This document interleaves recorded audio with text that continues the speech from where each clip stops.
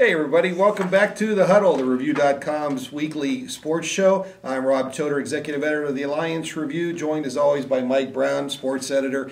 And today we're going to revel in the glory of Mount Union football. The Purple Raiders coming home with their 11th national championship on Friday night. And Mike, it was really a vintage Mount Union game, dominant defense. The offense, playing against a very good defense as well, did enough to win that game. Yeah, they did. And boy, you got to be happy for Kevin Burke, MVP. You know, the first time he plays in the Stagg Bowl, he ends up as the MVP.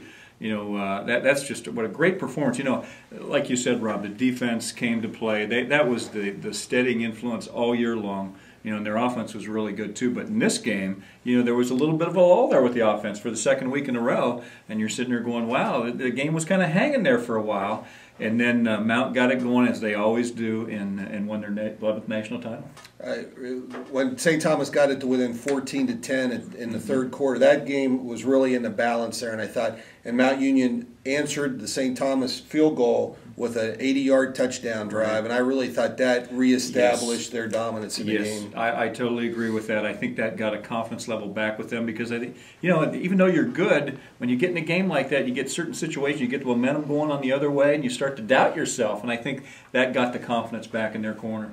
The defense, as you mentioned, Mike, the steadying influence all year long. Charles Diesel and Nick Driscoll got most of the publicity, but really that was a great team defense this year. And I think Nick and Charles kind of led the way by leading the off-season workouts, and that was something that has come up many times. That those two guys really were the influence for the whole team in off-season workouts and being the leaders of that defense. They sure were, right to the very end of the Stagg Bowl. I mean, they were making big plays. You know, I can still see Diesel, you know, hitting the quarterback, you know, after he just got the ball, but boy, he let him know he was there.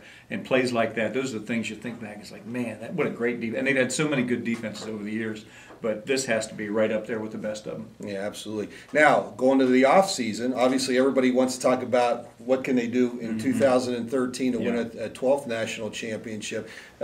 Mount Union obviously is going to have the benefit of 5 extra weeks of practice, and those younger guys, there were some really good freshman performances this year, and so you lose a lot of seniors off both sides of the ball. Yeah. But those younger guys have proven they can step into the fold when necessary. That's true. When you think about it, when you come to Mount Union, if you make the playoff roster as a freshman and they get to the Stagg Bowl every year, you have played 6 seasons in 4 years because they get those extra 5 games each year. And even though I think they lose 9 of 11 on offense, and I believe they lose 5 or 6 on defense. So, you know, there's more work to be done on offense. But like you said, Rob, a lot of these guys play in almost half a regular season game, even though they may not be a starting lineman, and then they come back the next year and they step right in and they're experienced. Yeah, I think definitely they'll be the favorites in the OAC again next year.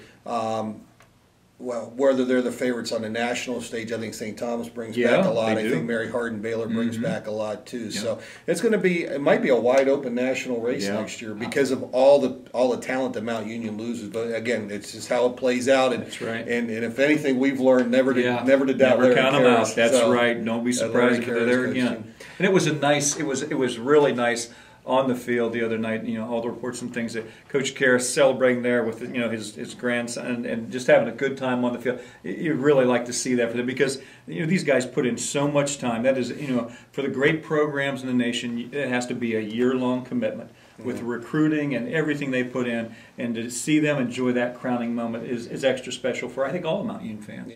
Also looking ahead into the offseason, Mike, the NFL prospects. Junior Collins, a wide receiver, I think has a chance to get drafted because of what Pierre Garçon and Cecil Shorts III have accomplished in the NFL ahead of him. I think he's going to get an extra look.